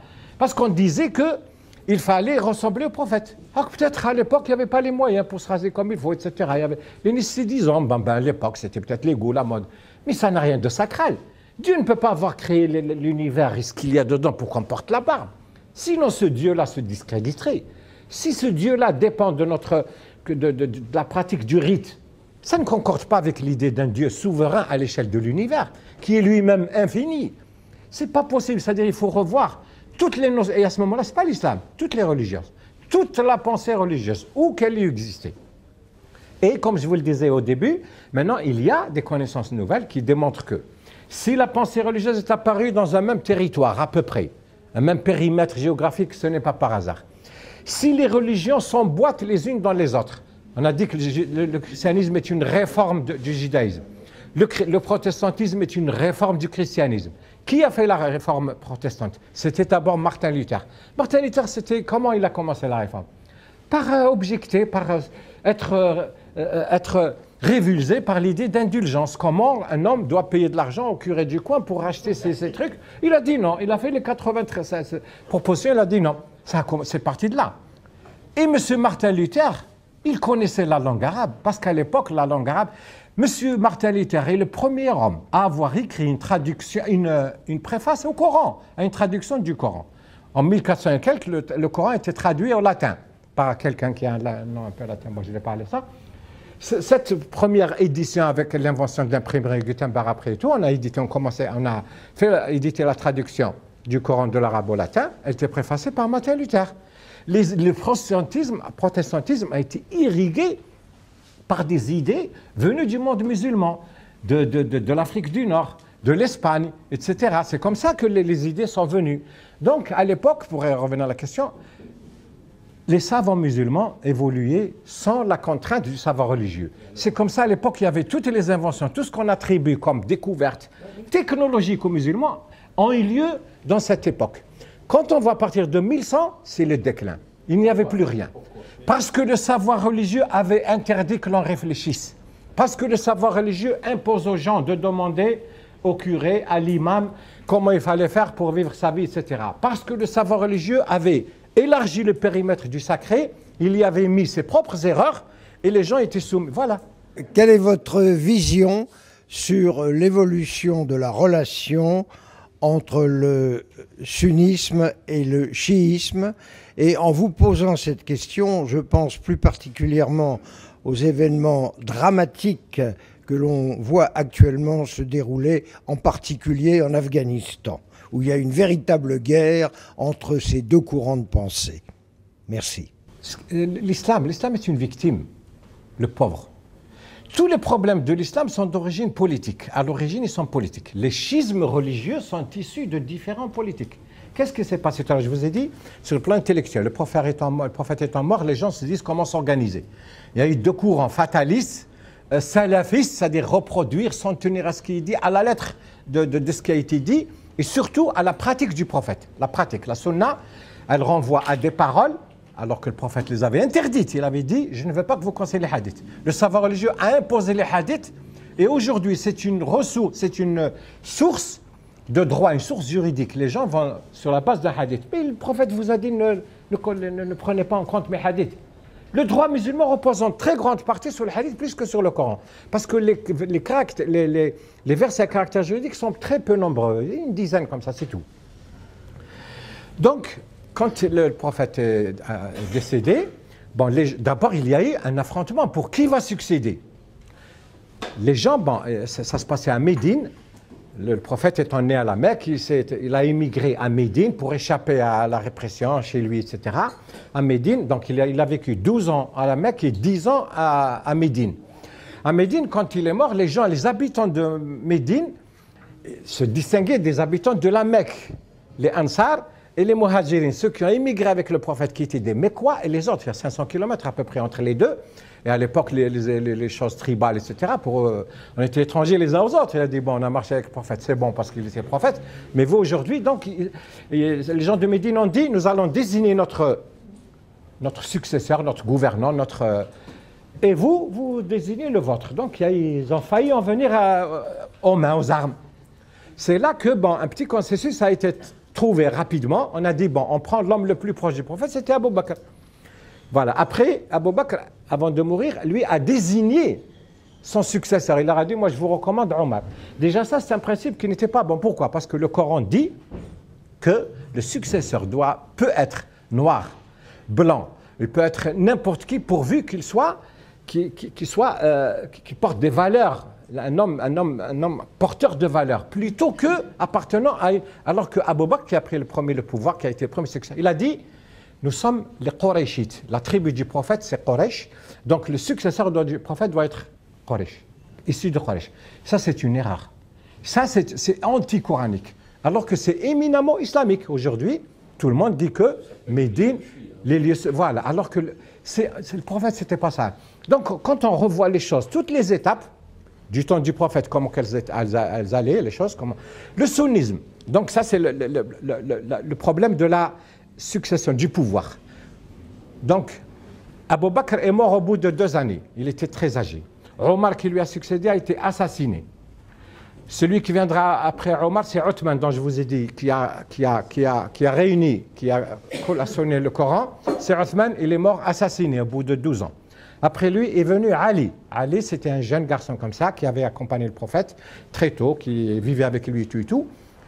Et c'est là qu'avec Ali qu'est née l'idée de Shia. Non pas qu'il l'ait créé lui.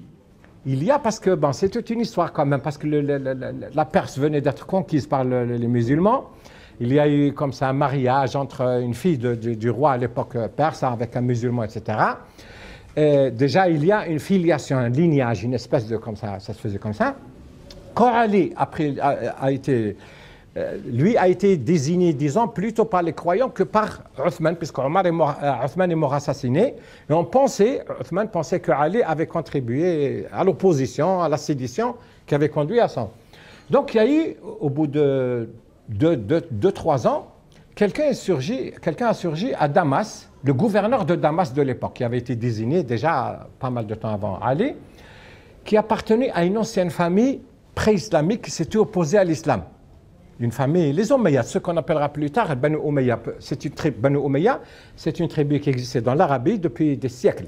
Les rives à Banu Umayya avec pour rival une autre tribu qui s'appelle la tribu Bani Hashim, à laquelle appartient le prophète. Donc les Omeyyades ont pris le pouvoir en destituant Ali. Il y a eu une guerre, ils ont pris le pouvoir. Depuis, ceux qui soutenaient Ali ont créé la branche chiite. Ils sont proclamés Shia. Ce ne sont les partisans de Ali. C'est parti de là. Donc un problème politique qui est devenu religieux. Après eux, les chiites ont été jusqu'à dire attention, le prophète, juste après le prophète, c'est Ali qui devait recevoir la connaissance les clés de la révélation, etc. En Iran, moi, quand j'étais en 119 là-bas, pendant la révolution, j'étais fasciné de voir qu'au mur, on montrait le portrait du prophète, mais pas celui de Ali. Alors que chez les musulmans et les sunnites, c'est le contraire. Les musulmans n'ont pas le droit de montrer le visage, le portrait du prophète. Mais Ali, si. Les autres, si. Donc ça, c'est parmi. Donc le chiite, maintenant, est devenu une affaire persane. C'est une affaire persane. L'ancienne Perse s'est donné une spiritualité, un islam qu'elle a accommodé à ces mesures. Et du coup, c'est la réforme à laquelle vous pensez, ça sera la réforme du sunnisme ou ça sera la réforme de tout l'islam? Tout. C'est la réforme de la pensée religieuse elle-même. Parce que de proche en proche, c'est vu. Parce qu'il y a une intrication dans tout cela. On touche à l'un, c'est tout l'équilibre qui est concerné.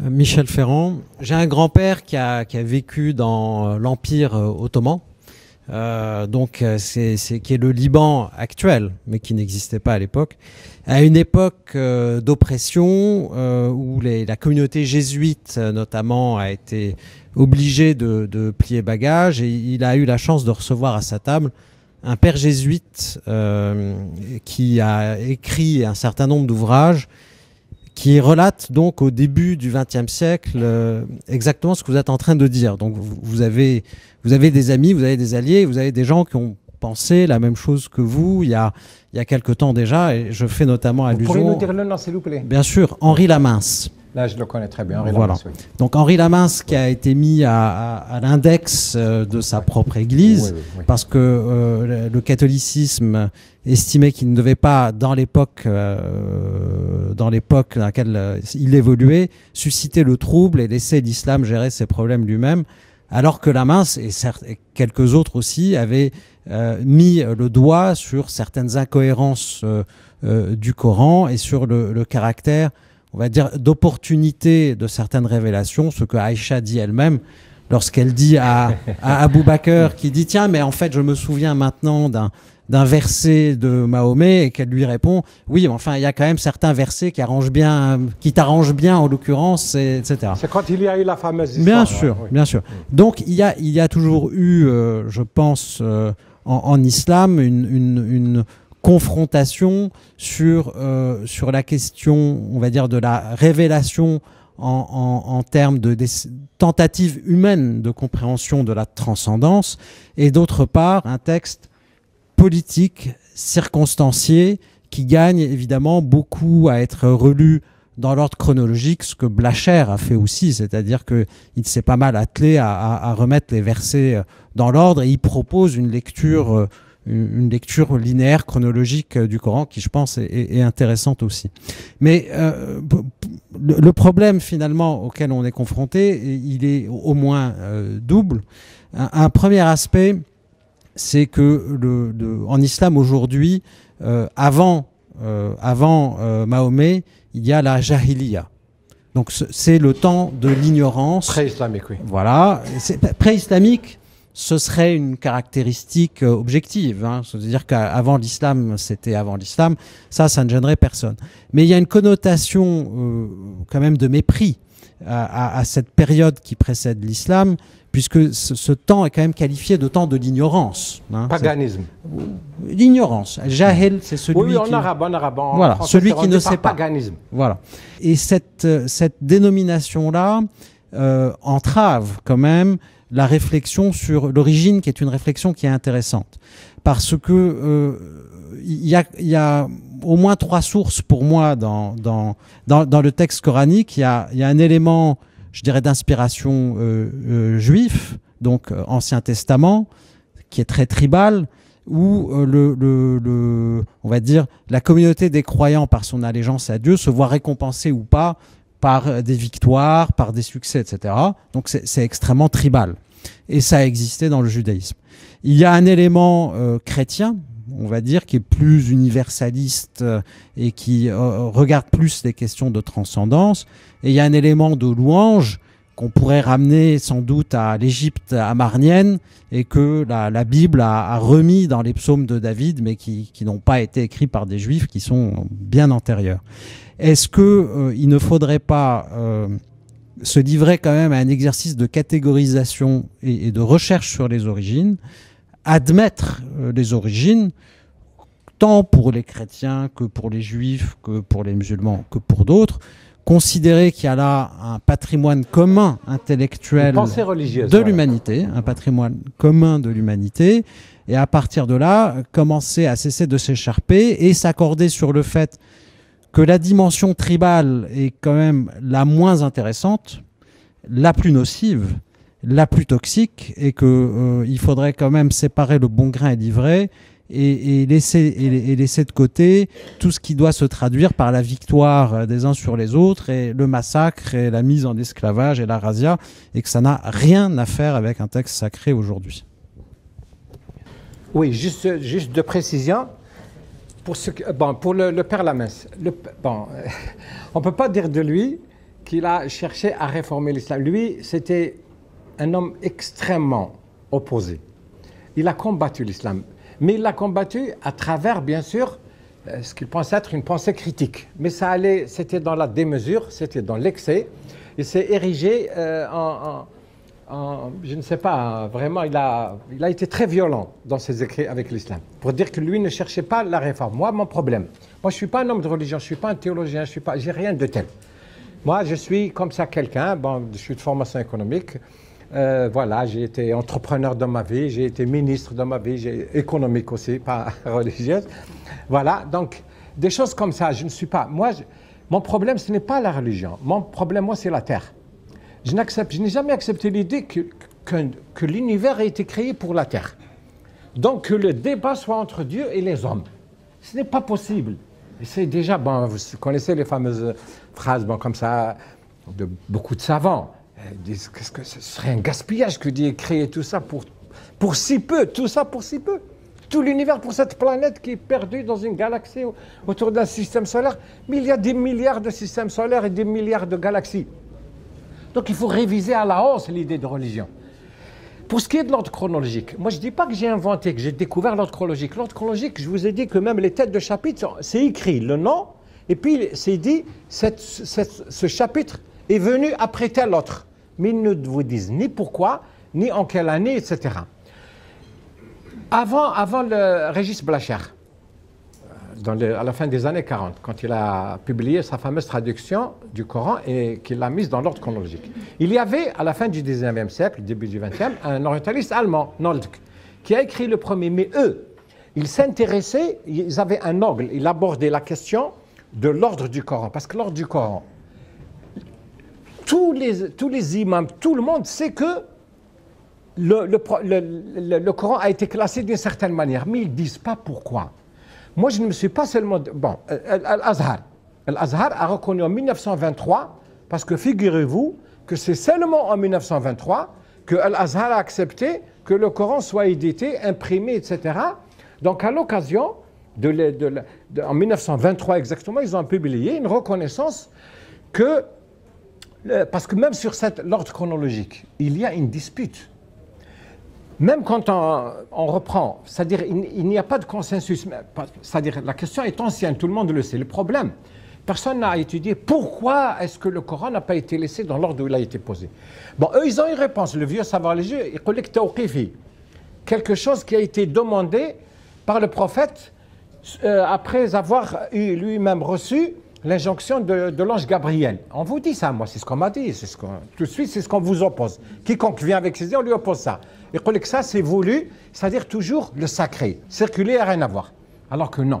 Quand on voit le peu de choses rapportées par les musulmans et par Bukhari sur le prophète, comment, pour discuter de la question du Coran, comment a été recensé, réuni le Coran. Il y a ces faits-là, c'est des faits d'histoire. Donc, pour Noldk, ou pour Régis Blacher, pour l'ordre chronologique, leur a permis de distinguer par le style des versets des sourates mécoises et des sourates médinoises. Ils ont vu la variation de style. c'est le côté stylistique. Même il a eu un prix pour cela à l'époque. C'était à l'époque de Renan, etc. Il y avait beaucoup qui avaient concouru. Il était très jeune, il a gagné le prix, un prix décerné par une académie comme ça. Mais personne n'en a inféré les données que j'essaye, moi, sur lesquelles, ce qui m'importe, c'est que fait une religion dans l'histoire? Qu'est-ce qu'elle fait? Qu'est-ce qu'elle produit? Est-ce qu'elle produit Daesh? Si elle produit Daesh, ce n'est pas une religion. Ça ne peut pas être une bonne religion. Si Daesh est quelque chose d'une aberration, quelque chose d'exorbitant, quelque chose d'insensé, il faut le chercher ailleurs. Alors, comme ça a été dit tout à l'heure par Saïd dans son introduction, que Daesh, quand elle s'est formée il y a quelques années, 2014, à l'époque, il y avait une déclaration qui avait été signée par 80 les imams, les hommes de religion les plus connus, les plus autorisés, disons. Mais en quoi qu'est-ce qu'ils disputaient à Daesh? Presque rien. Ils leur disaient, attention, ça, c'est pas tout à fait conforme à ce verset. Pourquoi Baghdadi s'est proclamé, il s'est donné le nom de Abu Bakr, le calife d'en parle, et il s'est donné comme ça la qualité de calife. Il s'est autoproclamé calife. Mais c'était aberrant. Donc le vieux savoir religieux, il est là, tétanisé, il ne sait pas quoi dire devant l'islamisme politique. Tout au plus, reconnaît-il, ils vous disent, ça c'est ce qu'on appelle d'aujourd'hui, ça c'est la radicalisation. Non, monsieur.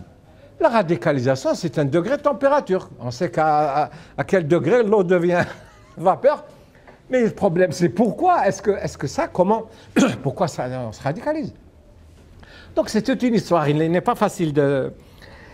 Donc moi je pense que cette question, et je le dis ici, mais le gros travail, le vrai, c'est le livre qui viendra d'après. Ce livre prépare la voie à un autre. J'ai lu le Coran 2 fois dans une version qui est celle de la Pléiade. Est-ce qu'elle est dans l'ordre ou dans le désordre? À toutes les versions du Coran traduites dans toutes les langues, c'est dans l'ordre actuel, c'est-à-dire dans le désordre. Dans le désordre. Ça, sinon, les gens ne seraient pas reconnus. La traduction là, elle élèverait des objections. Elle soulèverait. Je vous remercie, monsieur. J'attendrai de lire votre livre pour en savoir plus. Ma deuxième question, c'est est-ce que vous courez des risques personnels, puisqu'il y a des fatwas dans le monde musulman, en tenant les propos que vous prenez actuellement? Oui, bien sûr, ça tombe sous le sens que, de nos jours, quiconque veut rentrer dans... C'est comme dans le football, là, la zone de penalty, là. Vous vous approchez de là, c'est le penalty. Mais ça aussi, bon, c'est pas par peur, moi, que je me suis retenu jusqu'à cet âge, jusqu'à ce moment, jusqu'à 2015, pour écrire sur ça. Les esprits n'étaient... Moi, j'écrivais tout ce que j'ai écrit, je l'ai écrit pour les musulmans, pour les Algériens, en Algérie, dans les deux langues. Pour que personne ne dise, ah, celui-là, il s'est réfugié à là. Tout ce que j'ai écrit a été publié, tout ce que j'ai dit, je vous dis là, est paru dans des articles en arabe et en français. Donc il y a eu cette vague-là. Mais bien sûr qu'il y a toujours les fous, il y a des gens comme ça, parce que maintenant l'islam est devenu l'affaire de la rue. Il n'y a plus de représentants qualifiés de l'islam. Il n'y en a plus. Personne n'est reconnu, c'est-à-dire il en existe par le fait de la force, etc.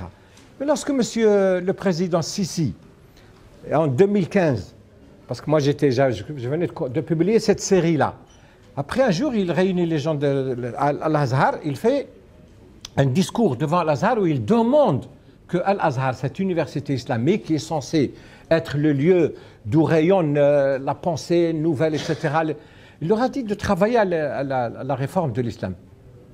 Mais les gens l'écoutaient comme ça, parce qu'il y a une vidéo, elle est sur Internet, vous pouvez la trouver, le discours du président Sisi devant le Caire, etc., les ulama, les savants et tout. Là, il baillait les gens, il s'étonnait, il ne l'écoutait même pas, parce que pour eux, il est insensé de demander à un aréopage, à une université, à un pays, à un homme, d'engager une réforme. Mais eux ne le savent pas comme on est en train d'en discuter. C'est pour eux, c'est-à-dire, l'islam n'est pas réformable, il n'y a rien à réformer. Qu'est-ce qu'ils vous disent? Ah non, c'est la pratique qui est mauvaise. Ah non, c'est les musulmans. Non, monsieur, il y a des choses, il faut expliquer pourquoi. Ou bien vous dites que vous n'amputez plus la main. Dites que on ne peut pas le faire malgré que ce soit inversé. C'est important que de le dire. Aucun État musulman n'a le courage de le dire. Parce que les États musulmans ont vécu du savoir religieux. Le savoir religieux a servi les pouvoirs. Le savoir religieux a été formaté par les pouvoirs. N'est-ce pas? Parce qu'après le prophète, comme il s'écoule 3 siècles, il n'y a rien. Il n'y a aucune autorité au sens... Après, quand il y a eu les califes, etc., ils avaient besoin de maintenir les gens dans la docilité, dans l'obéissance, dans un certain conformisme intellectuel. Il est interdit de penser. On a dégagé une espèce de classe sociale au sens marxiste, une intelligentsia, qui est celle des savants religieux. Je vous donne un dernier exemple. Ce que je vous dis, la valeur de ce que j'ai dit, je trouve sa matérialisation dans une récente, un fait d'actualité. Vous lisez les journaux, vous savez que depuis quelques semaines, quelques mois, la femme d'Arabie Saoudite a le droit de conduire la voiture, parce qu'on l'a vu sur toutes les chaînes de télé, etc. On a entendu le jeune prince héritier dire que, voilà, l'Arabie Saoudite va engager 30 milliards de dollars dans la construction d'une cité du divertissement. La femme conduit, on a réouvert les cinémas qui étaient fermés de je ne sais quand, etc. Regardez comment, d'un revers de main, un prince héritier, sans écrit ni rien d'autre, fait des déclarations à la presse et la religion change dans le royaume du salafisme, du wahhabisme. Comme quoi c'est la preuve suprême, c'est la preuve du crime, comme dans les scènes de crime. Comment c'est le politique, l'homme politique qui vient, comme ça. Pendant des siècles, vous avez dit aux musulmans que la femme, voici son statut, elle doit être recluse, elle ne doit pas conduire. Quand elle doit voyager, il faut qu'un homme l'accompagne, fût-ce un enfant de 10 ans ou là 11 ans. Incroyable. Donc ce qui se passe aujourd'hui avec le prince héritier Salman, le fils de Salman, du roi Salman, a commencé dans l'histoire de l'islam au XIe siècle. C'est le politique qui dicte aux masses, qui dicte au savoir religieux de dire, qui missionne les savants religieux de dire à la masse populaire que ça c'est halal, que ça c'est pas halal. Voilà ce qui se passe. Donc vous avez la preuve. L'islam a été un instrument de pouvoir. Voilà, on gère les masses, on a besoin de croyants, pas de citoyens. Dans les pays musulmans, vous ne concevez pas la solution comme laïque. La solution est bien une transformation de l'islam, pas la laïcité. C'est-à-dire, si vous voulez vous tenir au terme, l'islam doit produire sa laïcité. Il doit produire sa laïcité. Parce que qu'est-ce que la laïcité? Par exemple, là, je vous donne le cas précis. En Algérie, par exemple, nous avons 15 000 mosquées. Demain, quelqu'un vient au pouvoir, il dit, bon, moi, l'État ne gère plus les mosquées. Qui va gérer les 15 000 mosquées? Les gens se rendent aux mosquées 5 fois par jour. Ils doivent écouter quelque chose, un serment, une espèce de discours, comme on dit aujourd'hui. Comment l'État peut se dégager de l'organisation du pèlerinage? Chaque année, il y a un quota de 2 millions d'Algériens qui doivent... Donc, il y a des choses... D'ailleurs, à l'origine, en Algérie, par exemple, le ministère des Affaires religieuses s'appelait ministère des Habous. Voilà, ça s'appelait comme ça, parce qu'à l'époque, il gérait les biens de main morte, des histoires comme ça. Parce que c'était une époque, parce que l'Algérie... Figurez-vous que, quand la France était en Algérie, dans les années 30, d'ailleurs ça, un jour, je le dirais par amusement un peu aux autorités françaises comme ça, à l'époque, les savants algériens, les ulama, l'association des ulama algériens demandaient les pauvres l'application de la laïcité en Algérie. Les autorités coloniales refusaient ça. Le culte musulman était dirigé par la préfecture, par un sous-directeur à la préfecture, qui désignait l'imam, etc., etc. Pendant 30 ans, l'association des ulama demandait l'application de la laïcité en Algérie, et ça n'a jamais été fait. À l'époque, la France demandait l'assimilation. Alors qu'il y avait 1 million de Français en Algérie. Sur 10 millions d'Algériens, elle demandait l'assimilation. La France était minoritaire, elle voulait l'assimilation. Aujourd'hui, elle est chez elle, bien sûr, majoritaire. Elle demande l'assimilation. Je me demande comment elle va coordonner entre ces deux discours à un demi-siècle près. Donc ça veut dire que la façon, le prisme était mauvais. La façon de voir était défectueuse. Merci beaucoup pour cette présentation. Merci.